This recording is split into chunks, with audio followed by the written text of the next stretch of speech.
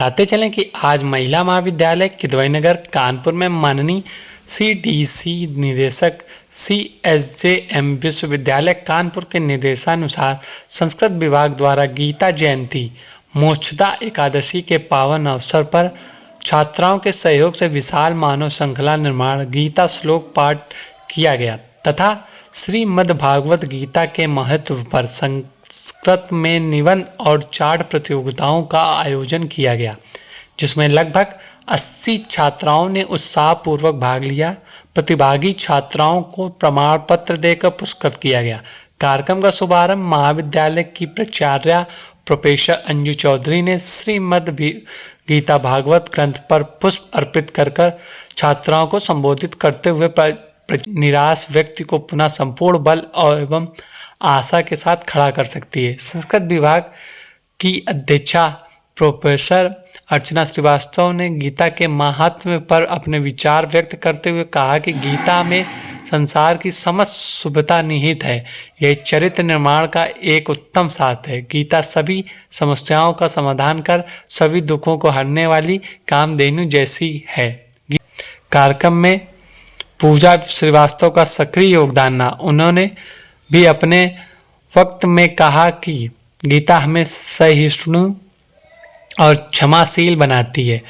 Professor Mamta Gangwar, professor Pratibha Srivastava, professor Neeta Mishra, professor Mamta Dixit, professor Manisha Shukla, professor Rashmi Chaturvedi, professor Jyoti Kiran, doctor Deepali, doctor Nishi, doctor Shaba, doctor Anamika Verma, doctor Meera Tripathi आदि समस्त प्रवक्ताओं ने अपना अमूल्य योगदान दिया। अध्यक्ष श्री भूपेश अवस्थी एवं महासचिव राजेंद्र अवस्थी जी का सहयोग सराहनीय रहा। कानपुर से राजेश गुप्ता की एक खास रिपोर्ट।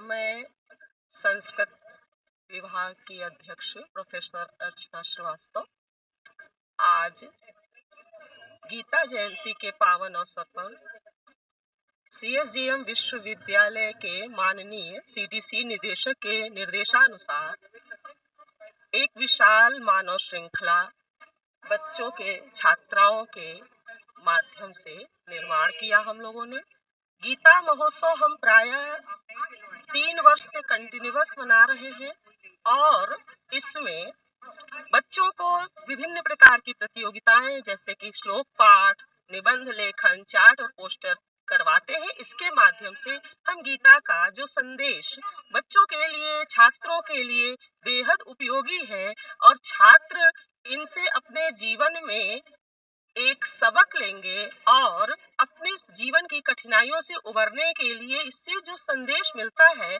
उससे कुछ सीख सके, इसलिए हम ये सब गीता के माध्यम से करवाना सुनिश्चित करते हैं। प्रतिवर्ष गीता का मोक्षदा एकादशी जो कि आज ही है, जिस मार्गशीर्ष शुक्ल पक्ष की एकादशी तिथि को भगवान कृष्ण ने कुरुक्षेत्र के मैदान में, जैसा कि हम सभी जानते हैं, जब अर्जुन विषादग्रस्त हो गए थे, दोनों सेनाओं के मध्य में खड़े थे और सामने भी अपने सगे संबंधियों को उन्होंने जब देखा तो उन्होंने अपने धनुष और बाण को रख करके श्री कृष्ण जो कि उनके सारथी थे उनसे कहा कि अब मैं अपने सगे संबंधियों के विरुद्ध में कैसे शस्त्र उठा सकता हूँ।